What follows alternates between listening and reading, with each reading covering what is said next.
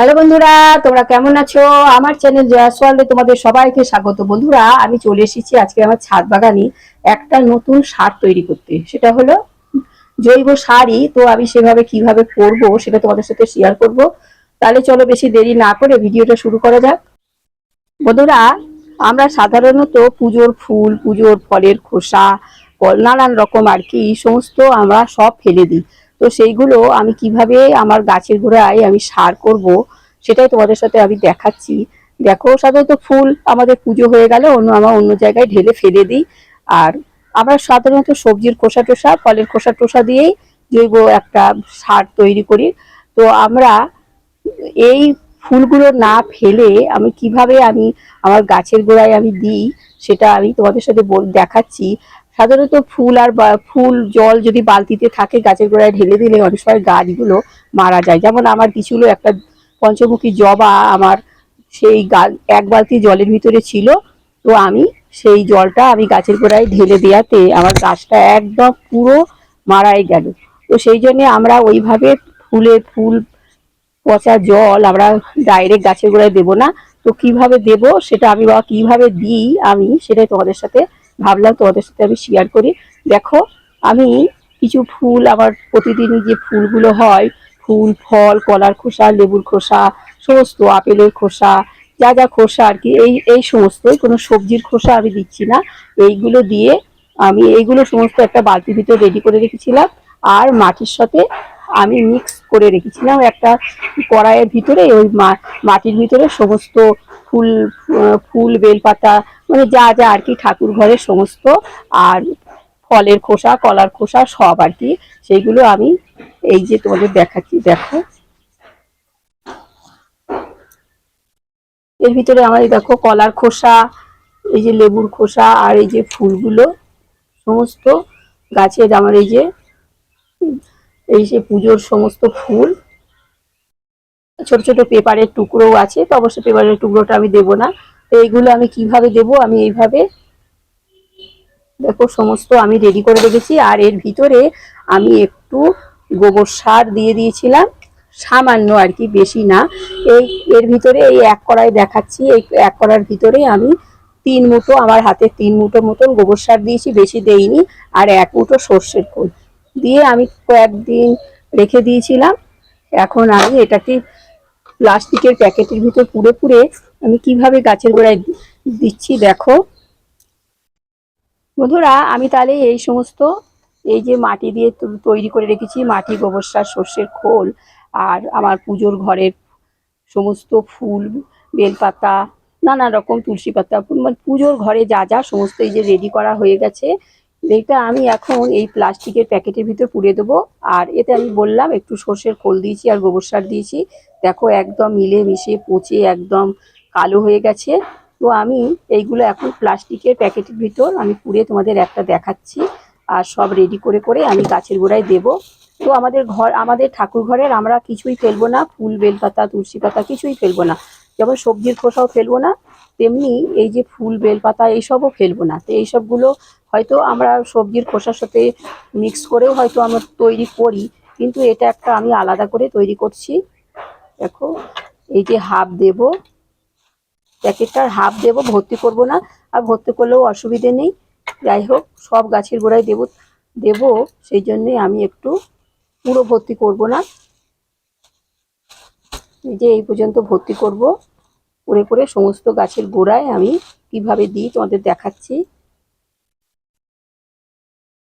বন্ধুরা, আমি আর 2-1টা প্যাকেট বানাবো আমার ফুল গাছে দেব। তো ফুল গাছে আমি একটু 16-26 দেব। সেই জন্যে আমি এই এই যে সবজির খোসা, এগুলো সব এই প্যাকেটের ভিতরে আমি ভরে দিয়েছি। দিয়ে এর ভিতরে আমি একটু 16-26 দিয়ে দেব সামান্য। এই যে অল্প, এটা একটু গলে গেছে অবশ্য, এটা আমি মাটির ভিতরে দিয়ে দেব। এই 1 চামচ মতন দিয়ে দেবো, ছোট চামচের 1 চামচ দিয়ে একটু মাটি চাপা দিয়ে দেবো। এটা আমি আমার বেলফুল গাছে দেব। বেলফুল গাছটা কারণ আমি দেওয়ার কারণ, বেলফুল গাছটা আমি খুঁড়তে পারছি না, তো সেই খুব শক্ত হয়ে গেছে। তাই জন্যে আমি এই প্যাকেটটার ভিতরে সমস্ত এই ফুল পচা, কলার খোসা, ফলের খোসা সমস্ত আর কি পচা সবজি সবজি না এটা, এগুলো সব এই প্যাকেটের ভিতর পুরে আমি গাছের গোড়ায় দিয়ে দেবো। এবারে আমি এইটাকে একটু বেঁধে নেব, বেঁধে নিয়ে আর নিচে একটা ফুটো করে নেবো একটা পেরেক দিয়ে। দেখো আমি বেঁধে নিচ্ছি। আমার এই প্যাকেটটা রেডি হয়ে গেছে। এটা আমি ফুল গাছের গোড়ায় দেবো। তো একটি 16, 26 দিয়েছি। তো ওই গাছটা আমি যেহেতু খুঁড়তে পারছি না বললাম, সেই জন্য এই একটা পেরেক দিয়ে এখানে একটা শুধু ফুটো করে নেব, একটা বড় করে গর্ত করে নেব, নিয়ে আমি এই গাছের গোড়ায় দিয়ে দেবো। এখানে কিছু করার আমার প্রয়োজন নেই, কেননা এখানে একটু ফাঁকা আছে, জল টল সামান্য একটু গেলে আর সমস্ত আবার মিলে মিশে সমস্ত যেগুলো এক হয়ে গেছে সেইগুলো টুকটুক করে গাছের গোড়ায় পড়বে। বেশি ফুটো করবো না, তাহলে হুড় হুড় করে পড়ে গাছটা পচা তো এগুলো, অবশ্য কিছু হবে না, এগুলো অনেক দিনেরই পচি আমি তারপরে দিচ্ছি। এবারে আমি ফুল গাছের গোড়ায় দিয়ে দেবো। আমি কিছুদিন আগে একটা বেলফুল গাছ তোমাদের সাথে শেয়ার করেছিলাম, সেই বেলফুল গাছের গোড়ায় আমি এই প্যাকেটটা ধরে আমি দিয়ে দিচ্ছি খাবারটা। দেখো এইভাবে গাছের গোড়ায় আমি তুলে দেবো।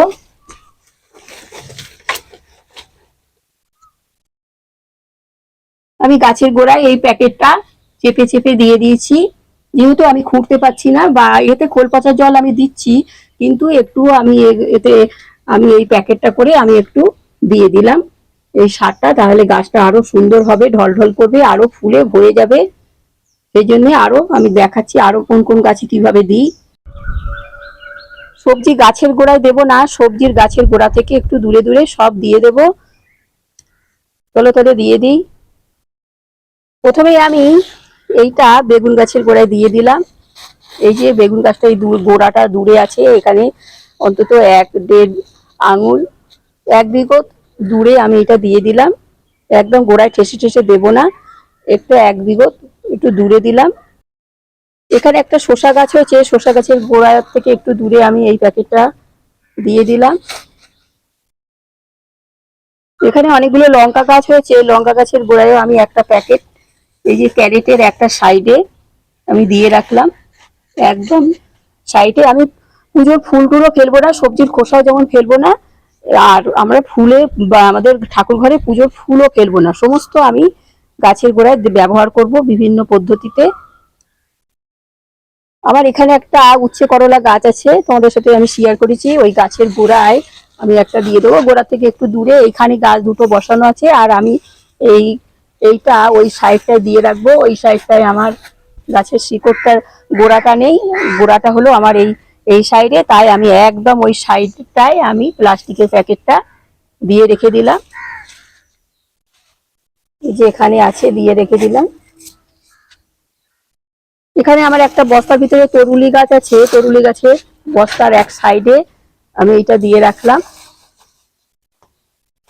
এর ভিতরে আমি জল দেবো না, যদি অল্প অল্প জলের ছিটে যায়, প্লাস্টিকের মুখ একটু আলগা আছে, তাহলে গোড়ার ভিতরে সমস্ত গাছের গোড়ায় একটু একটু একটু একটু করে গাছের গোড়ায় পড়বে ওই তরল লিকুইডটা সমস্ত, আর গাছ খুব সুন্দর হবে। গাছে বেশি গাছের গোড়ায় সমস্ত আমরা গুজে গুজে সবজির খোসা এই সমস্ত দেব না, প্লাস্টিকের প্যাকেটই হোক আর যেখানে হোক সেভাবে আমরা গুজে গুজে দেব না, দূরে দেব।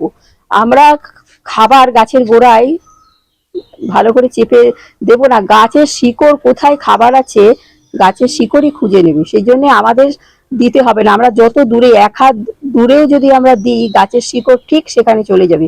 আমার অনেক সময় বন্ধুরা তোমরা তাহলে আমার দেখলে আমি পুজোর ফুল কিভাবে গাছের গোড়ায় গোড়ায় প্রতিটা গাছের কোন কোন গাছের গোড়ায় কোন গাছের গোড়ায় সবজি গাছের গোড়ায় আর ফুল গাছের গোড়ায় কি কি দিয়ে আমি কি কিভাবে আমি ব্যবহার করলাম এই ফুলগুলো, তাই সেটাই তোমাদের সাথে শেয়ার করলাম।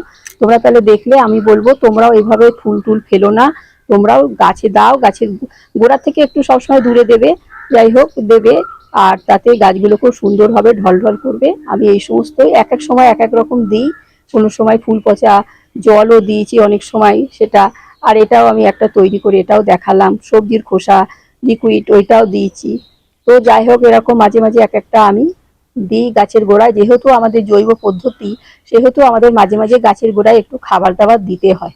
তো যাই হোক তোমরা তাহলে আমার এই ভিডিওটা দেখলে, তোমাদের যদি আমার এই ভিডিওটা ভালো লেগে থাকে তোমাদের কাকিমাকে একটা লাইক শেয়ার সাবস্ক্রাইব করে আমার চ্যানেলটার পাশে থেকো। আসি তাহলে, টাটা।